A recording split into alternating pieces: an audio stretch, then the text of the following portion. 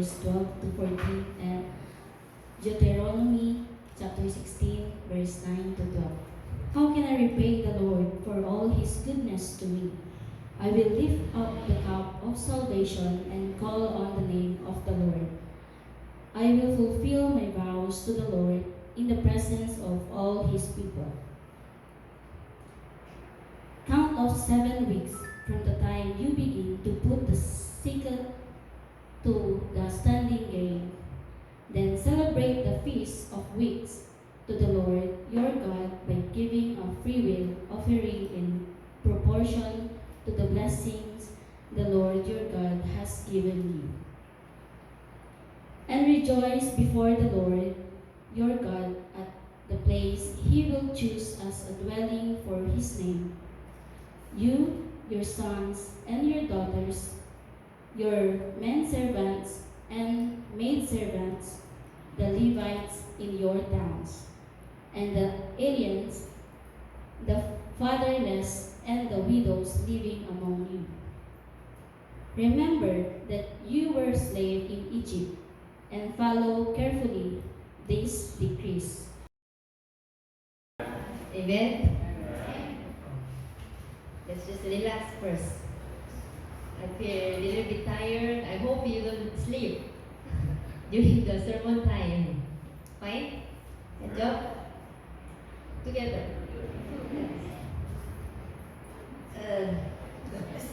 Stretch yourselves. Here, fine? Okay. Let's be ready. Sakit? Okay. Today is the one to, I was thinking for November is month of Thanksgiving, isn't it? So let's think about how can we prepare for our harvest Thanksgiving. How we give thanks to the Lord. So a time to look back and remember the goodness of God to our life. How He loves you, how He cares you, and how He blesses you. Isn't it? So in the Old Testament, God commanded Israel to celebrate the Feast of Weeks and the Feast of Tabernacles and after the harvest. Bring the best of their crops to the Lord. I think that's the beginning for the we celebrate as the harvest Thanksgiving.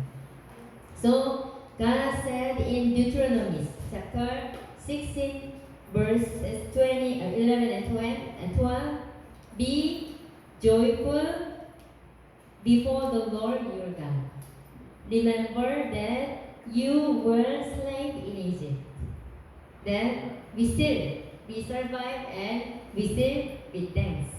So here, in other words, Thanksgiving begins not with that we have here. Thanksgiving is not begins. How this? In word, Thanksgiving is not with what we have, and but with what God has done to our life. Isn't it? So what you have, so you offer? No. God is done to our life, so we dedicate and we sacrifice. So when we remember His saving grace, His position, provision, His protection, His mercy, gratitude, fill our heart. Amen. So let's see here. So truly, Thanksgiving is beginning with in memory. Beginning with in memory. I think I already finished here. Beginning in memory. The Thanksgiving is through being beginning in memory.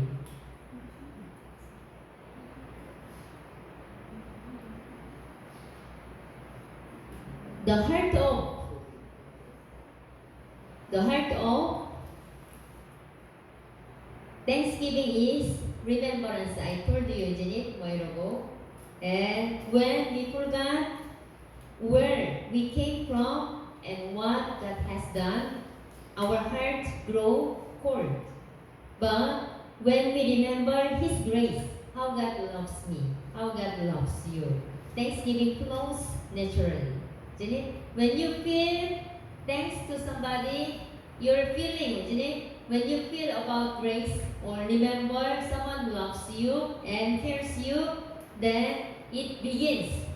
Naturally, we thanks to others. But of course, surely to God. God was done to our life.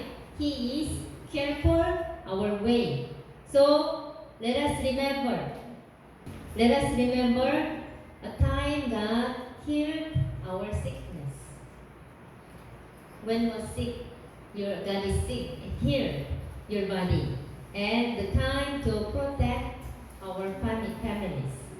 And the time He provided when we had nothing, but He was giving. And the times He strengthened us in our ministry and mission. I think this is the one. For to remember God's faithfulness is to renew our gratitude. Remembering is worship. And remembering is thanksgiving. So the worship is to remember God who loves us and care us, bring us to be out of Egypt. So we worship to the Lord. Now, what you remember God done to you? God bless you. God cares you. God brings you somewhere, nice place. Or God bless your exam. What? You remember. It's a one to the time to remembering to thanksgiving and worship. I think so. So the greatest offering is grateful life. Think about the greatest offering is a grateful life. The psalmist said, "What shall I return to the Lord for all His goodness to me?" According to what shall I return to God? Or His goodness to me? I think He gave a lot. So it's already ready for offer to my life. I think this is the one to be our life. Then He did not just speak of money or material things, but of all life of devotion. So Thanksgiving is not just an offering we give, but a life we live. So in Mark chapter 12, verse 41 to 40 says, Jesus praised a poor widow who offered 2 small coins. Now, how much you have in your life? In your bank, how much you have? You know, isn't it? Oh, 0? Or in your wallet, how much you have? Are you ready to offer all? Sure? This is for my fare, no more. This is for my quotation. This is for my lunch. This is for my work. Also, how much I remain, then you will what? You will offer.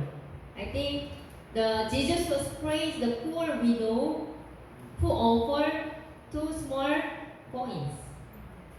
Her offering was small in value, very small, maybe 2 pesos or more lower, but great in devotion because she have only 2 pesos. So it is poor what she offered, poor money in her wallet. She did not keep for the fares, she did not keep for the lunching, she did not keep for anything and then offer. So that's why it's a really devote. God measured not in amount, but the heart behind the gifts. So as to 2 Corinthians chapter 9 verse 7 says, each one must give us he has decided in his heart, not intellectually or under completion. For God loves a cheerful giver. God loves cheerful giver. Are you cheerful giver? Or you just keeping and keeping? I hope we are cheerful giver. So the best Thanksgiving offering is the one that comes from joy and gratitude and love. Even small amount or even there is nothing, your heart should be there and your joy should be there and your gratitude and love is should be there. So let's think. The value of the gift is not its size, but the heart of giving. Isn't it? So King David, I will not offer to the Lord that which costs me nothing. In Psalms chapter 24, verse 24. So give your best. And you're not your leftover. So how to prepare our Thanksgiving? It's 2 weeks remain. Did you prepare your Thanksgiving offering? No, never mind. Later na lang. Let's prepare ourselves. Whole years, birthdays. Let us prepare for Thanksgiving not just outwardly, but inwardly. From heart to hand to life. So, the first week is grateful heart. So, if you reflect here, thanks and take time to reflect on God's goodness in this year. Try to meditate how God was goodness to in this year with my life. Then write down specific blessings. What's your blessing in this year? Or January, February, in your birthday, in your graduation. There are many things, isn't it? In your school, in your working place. What was very much blessings from the Lord? Answer prayers, protection and provisions. Gratitude grows when it is named and remembered. When you share, and when you are more on things, and there will be more growth, more blessing is found within our life. And with a grateful offerings. What is grateful offerings? Like poor widow. Bring your best to God, not leftovers, but your first and best. First and best. What is your first and best in your life? What is your first? What is your best? Janine? I think you know what you have. And the King David said, I did not offer the Lord that which costs no nothing. Why we did. Then the value of the gift is in the heart of gives it. And with a grateful life. What is your grateful life? Thanksgiving does not end after the service. It will be coming to Thanksgiving service and then it will not end. It continues in how we live, how you thanks, how you love, how you offer. A thankful person become generous, forgiving, and kind. Then gratitude comes, become lifestyle of worship. So, how you blessed? You are good in worship first, I'm sure. You are more better person for the Lord. So, there is a farmer's best seeds. There is a story told of farmer who, after harvest, choose the best bundle of grain to bring to the church. A friend asked, why bring the best one? You could give a smaller one in the church. The farmer smiled and said, the Lord give me the best harvest in this year. Shouldn't I give him my best too? Janet, you should also try it best for the Lord. Then God will give you best. And he will still offer many things. That's the heart of true thanksgiving. Not obligation but love. When we give our best to God, He receives it as worship. He receives and He accepts.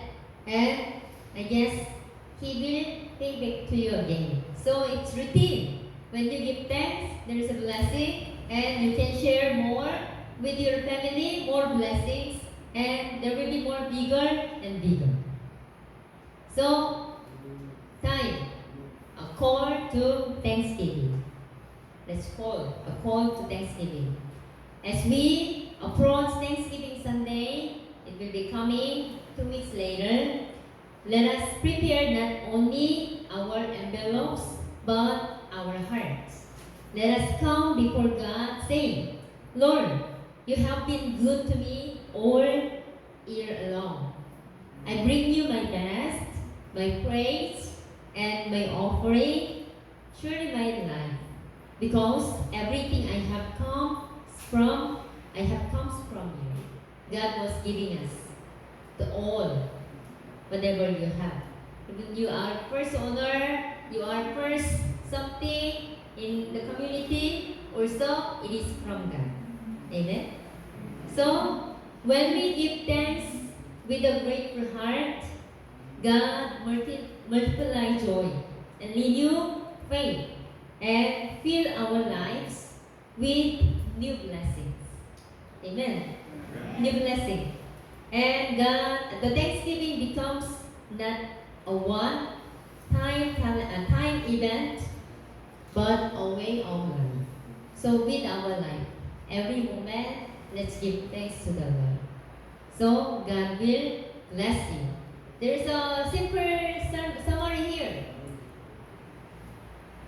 Remember, what was that? It is worship, isn't it? So God's goodness is grace.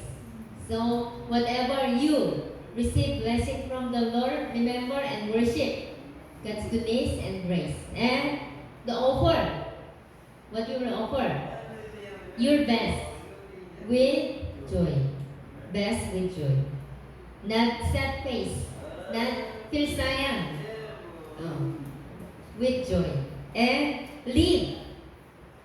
What's this? A life of daily gratitude. Every day, let's give thanks and let's more on to be gratitude for with our life. Then, lastly, let's read together. True Thanksgiving is not just a day; it is lifestyle of worship. Amen. God is good all the time. Okay, let's pray. Dear Lord, we thank you in this wonderful moment as we are preparing as a Thanksgiving, harvest Thanksgiving, but not one of Sunday we will celebrate ourselves, but every day we prepare as well, offer ourselves, our lives, and whatever we have best with our life, we will offer. Not enough to offer. So be with us in all things. Be grateful and glorious to you. Use our life, our body, our souls to your mission complete. We are ready in there for you and glory for you. We give thanks to you, Lord, and bless all the servant of you, Lord, who listen to this sermon. In Jesus' name we pray. Amen. Good morning po sa ating lahat. Today po, I want to share about my journey of becoming a worshiper of the Lord. So, I started attending here in our church when I was 6 months old.